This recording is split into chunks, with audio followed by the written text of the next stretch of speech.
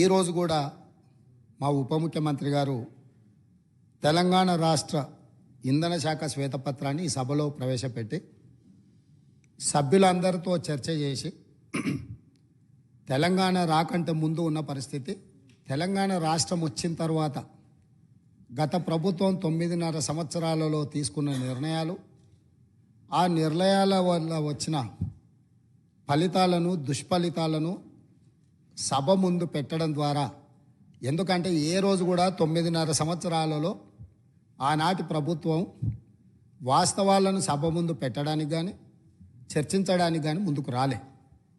ఈరోజు ఎందుకు ఈ వాస్తవాలన్నింటినీ ముందల పెడుతున్నాము? ఒక మనిషి ఆసుపత్రికి వెళ్ళి హెల్త్ చెకప్ చేసుకుంటే ఎక్స్రే నుంచి స్కానింగ్ వరకు అన్ని రిపోర్ట్లు తీసుకుంటేనే, బ్లడ్ టెస్ట్ కానీ అన్ని టెస్టులు చేయించుకుంటే, హెల్త్ చెకప్ చేయించుకుంటే ఆ వ్యక్తిలో ఉన్న బలాలు బలహీనతలు అన్నీ తెలిస్తే డాక్టర్గా వారికి వైద్యం అందించడం సులభం అవుతుందని చెప్పి హెల్త్ చెకప్ చేస్తాం.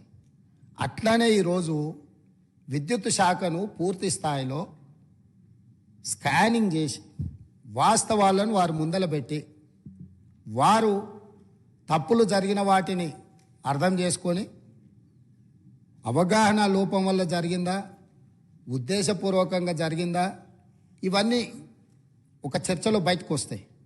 కాకపోతే వాస్తవాలను ఒప్పుకొని హుందాగా 10 సంవత్సరాలు పరిపాలన చేసిన అనుభవం ఉంది మాకని పదే పదే చెప్తారు. ఆ అనుభవాన్ని ఇప్పుడైనా తెలంగాణ రాష్ట్రంలో విద్యుత్ సరఫరాలో, విద్యుత్ ఉత్పత్తిలో సామర్థ్యాన్ని పెంచుకోవడానికి వారు ఉపయోగించుకుంటే బాగుండేది. నేను సూటిగా 3 అంశాలను ప్రస్తావించదలుచుకున్నా. మాజీ మంత్రి జగదీశ్వర్ రెడ్డి గారు ప్రభుత్వానికే సవాల్ విసిరిండ్రు, మీరు విచారణకు ఆదేశించండి, మేము సిద్ధంగా ఉన్నామని. నేను వారిని మనస్ఫూర్తిగా స్వాగతిస్తున్నా. 3 అంశాల మీద ఈ ప్రభుత్వము పూర్తి స్థాయిలో విచారణకు ఆదేశిస్తాము, జ్యుడిషియల్ ఎంక్వైరీ చేయడానికి ప్రభుత్వం సిద్ధంగా ఉంది.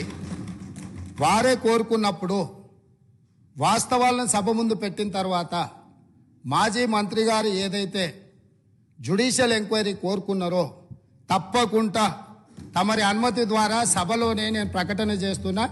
3 అంశాల మీద జ్యుడిషియల్ ఎంక్వైరీకి మా ప్రభుత్వం సిద్ధంగా ఉన్నది అని చెప్పి ఈ సందర్భంగా తెలియజేస్తూ, ఆ 3 అంశాలకు సంబంధించి తెలంగాణలో కాలిపోతున్న మోటార్లు, పేలిపోతున్న ట్రాన్స్ఫార్మర్లు, ఆత్మహత్యలు చేసుకుంటున్న రైతులు, ఇది ఒక పెద్ద సెంటిమెంట్ విద్యుత్తు అనేది.